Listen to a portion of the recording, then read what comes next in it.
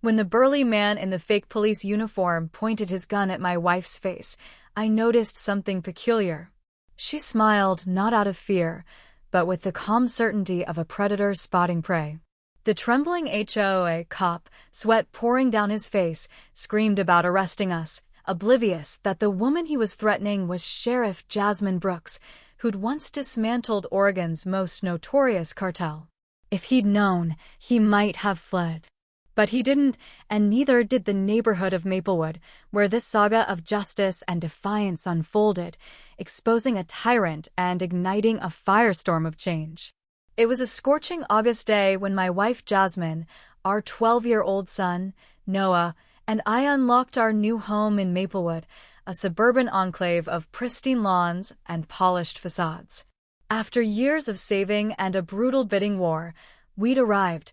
Elliot Morgan, freelance writer, Jasmine, the county's top sheriff, and Noah, our budding filmmaker. The neighborhood's eerie quiet, where property values seemed to hum in the silence, was disrupted by our moving truck, a clunky outsider among sleek SUVs. As I hauled boxes, aching from the effort, I felt eyes behind curtains and over fences. We were the only black family on the block. Some neighbors glanced and looked away. Others, like an old man across the street, stared openly, arms crossed. "Ignore them," Jasmine said, her confidence a quiet force. "This is our home." She'd insisted on keeping her sheriff's status secret. "Let them know us as people, not my badge," she said, wanting no special treatment. I agreed, though the neighborhood's perfect mailboxes and razor-straight lawns hinted at rigid, unwritten rules we might unknowingly break. I'm Elliot, a writer chasing deadlines while Jasmine chases criminals. My career had surged with magazine features and a book deal tied to one of her cases, details veiled to protect her work. Noah, inheriting Jasmine's sharp eye and my storytelling flair, documented our move with his drone camera, a reward for straight A's. His tech obsession turned our new house into a film set, mapping rooms and researching Maplewood's history with unnerving precision. As we unpacked, a neighbor, Megan Foster, a nurse with a bold laugh, offered help and a warning.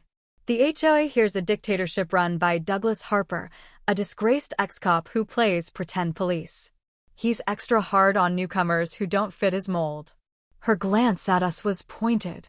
The last Asian family lasted 5 months. The Latino couple before them? 3. Be ready. Jasmine's eyes gleamed with dangerous calm. "We don't scare easily," she said. Megan grinned. "Good. I'm rooting for you." As Megan left, a shadow loomed. Douglas Harper, HOA president, stood at our steps, his bulk straining a polo emblazoned HOA security. His crew cut and scowl screamed faded glory. "New residents must register within 48 hours, he barked, thrusting a yellow notice.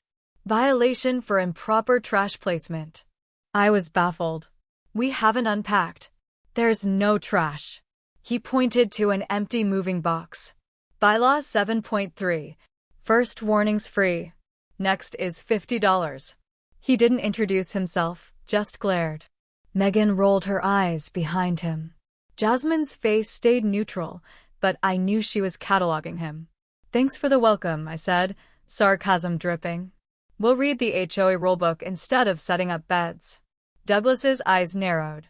"Attitude doesn't fly here, Mr. Morgan." He scribbled on his clipboard and left. "And so it begins," Megan muttered. That night, over wine, I suggested revealing Jasmine's job to deter Douglas. She shook her head. "I want to see this play out naturally. If he's breaking laws, we'll handle it right." Her smile promised trouble for men like Douglas, small men wielding petty power. The next weeks brought a deluge of yellow notices, each more absurd. Our mailbox, HOA approved, was non-compliant in sheen. Our lawn, mowed to regulation height, had irregular patterns. Our cars, garaged, were mispositioned. Noah's breadcrumbs for birds earned an unapproved feeding citation. Jasmine's blackout curtains, identical to neighbors, were inappropriate. The worst came when Douglas flagged our rosemary plants as culturally inappropriate landscaping. The veiled racism stung. Jasmine photographed each notice, cross-referencing bylaws, building a case. Douglas's presence grew ominous, his SUVs circling our block, binoculars unconcealed. Megan confirmed he targeted others but fixated on us. His wife, Maureen, says he has a 3-strike system for problem homeowners, she whispered. Strike 1 was a letter demanding we face the HOA board. Strike 2, a $500 fine for noncompliance. When I refused, citing bylaw contradictions, strike 3, a garish red sign staked in our lawn, property in violation. Defamation and trespassing, Jasmine said, her voice calm but edged with satisfaction, like Douglas was stepping into her trap. Jasmine called her law school friend Samantha Reed, an HOA dispute expert. We're building our case, she said. Meanwhile, Douglas measured our hedges with a ruler at dawn, his tactical belt, complete with handcuffs and taser, gleaming. Ensuring compliance, he sneered, stepping close, his coffee-stained teeth bared. I've got police connections who value property standards. Pushing back isn't wise. The racism was blatant. Is that a threat? I asked. Advice, he said. Some don't fit here. I didn't tell Jasmine right away. She was on a trafficking case, but Noah's drone footage changed everything. It showed Douglas in our backyard, rifling through our grill and shed, testing our doorknob. Jasmine's face hardened. Enough. Time to push back. Noah, in his tech-laden room, revealed a surveillance grid, using Jasmine's old undercover camera's night vision, cloud storage, motion detection. Mom taught me this trick, he said, pulling up a calendar of Douglas's visits. 6 that week, always when we were out. Footage showed him peering into windows, measuring our deck with doctored tape to fake violations. He mapped Douglas's patrols, noting he spent 60% of his time watching us and the Ramirez family, another Latino household. Megan connected us with ex-residents like Dr. Arjun Patel, who'd sold after Douglas's relentless harassment, and current ones like Isabel Ramirez, buried in citations. Samantha explained selective enforcement targeting non-white homeowners was a federal Fair Housing Act violation. With Megan's help, I met HOA Secretary Claire Wong, who admitted Douglas altered bylaws without votes, intimidating the board. She revealed he carried a master key, meant for emergencies but used unchecked, explaining his backyard access. Jasmine's background check on Douglas was damning, fired from the police 15 years ago for brutality against a black teen, 2 dropped domestic violence complaints, and uncharged extortion probes. He's reliving his cop fantasy here, she said. After I challenged the fine at an HOA meeting with bylaw evidence, Douglas retaliated. His team drove by at night, flashing lights into our windows. Our hose was slashed, sprinklers broken, and notes warned. Troublemakers get what's coming. Time for a trap, Jasmine said, her smile predatory. We're hosting a barbecue Saturday, inviting everyone. I was puzzled. A barbecue? Trust me, she said. Douglas won't resist a scene, and we'll be ready. We sent elegant invitations to every home. Join the Morgan family for a community barbecue. Parking, noise, and timing complied with bylaws, vetted by Samantha. We invited Samantha, Jasmine's deputy, Captain Mateo Vargas, and Judge Margaret Sullivan, all in civilian clothes. Vargas, a seasoned cop, loved the plan.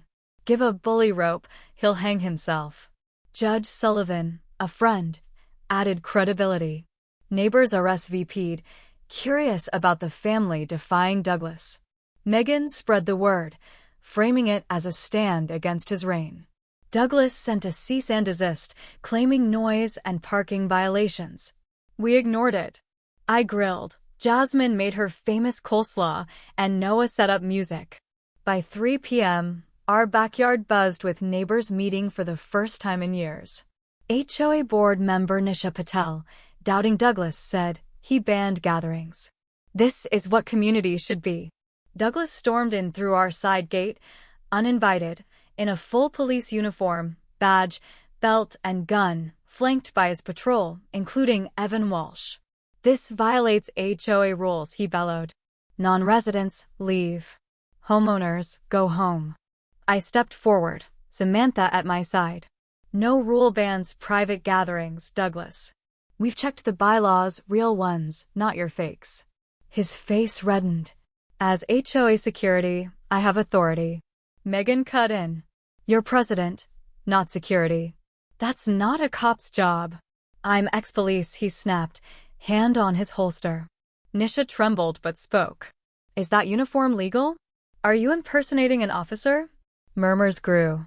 Douglas, losing control, pointed at Jasmine. "You're the troublemaker, stirring up chaos." He drew his gun, aiming at her. "I'm making a citizen's arrest for disturbing the peace." Screams erupted. Parents shielded kids, but Jasmine stood calm, smiling. "Lower your weapon," she commanded. "Don't order me," Douglas yelled, trembling. She stepped forward. "Douglas Harper, I'm Sheriff Jasmine Brooks."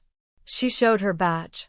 "You're committing felonies, impersonating an officer, brandishing a firearm, terrorist threats, and assaulting a sheriff. 6 off-duty deputies are here. Lower it now." Douglas's face collapsed, shock, then terror. His gun wavered. Before he could act, Vargas and 2 deputies disarmed and cuffed him. "You can't," he wailed. "I run this place." "Not anymore," Jasmine said, calling for patrol cars. Neighbors applauded, not for violence, but for a tyrant's fall. Nisha, stunned, asked, "She's the sheriff?" I nodded. She wanted evidence of his pattern, not just our case. "He's done." Maplewood transformed. Neighbors chatted openly, kids played freely, gardens bloomed with unapproved flowers. Douglas, denied bail, faced Judge Elena Torres, unmoved by his pleas. His team, including Walsh, flipped, exposing his property value index targeting non-white families. Maureen Harper, freed from his grip, delivered records of his cleansing campaign. Judge Torres sentenced him to 15 years for weapons charges, impersonation, and harassment, with civil suits pending. The HOA, led by Nisha and Megan, became democratic, hosting open forums. A year later, Maplewood's multicultural festival drew crowds with food trucks, music, and Noah's award-winning film, Reclaiming Home. Jasmine, promoted to deputy chief, watched with me as neighbors danced under string lights. "We didn't just fix our home," she said. "We built a path for others." Today, Maplewood thrives as a vibrant, inclusive community, free of Douglas's tyranny. Jasmine's strategic trap, Noah's tech savvy, and our collective defiance turned a bully's reign into a legacy of unity, proving that courage and justice can reshape even the most oppressive spaces.